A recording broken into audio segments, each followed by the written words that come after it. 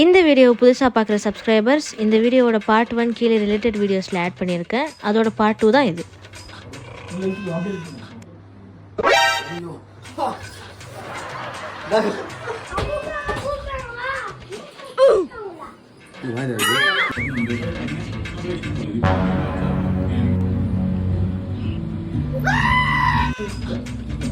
இப்போ இது ஸ்டார்ட் பண்ணிக்கிறேன். அப்படியே இழுத்து பாரு அப்படியே.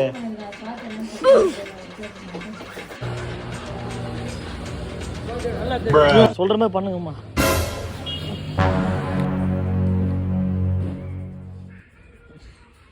वैसे छोटी वैसे मत कर, वैसे मुंह पर ले.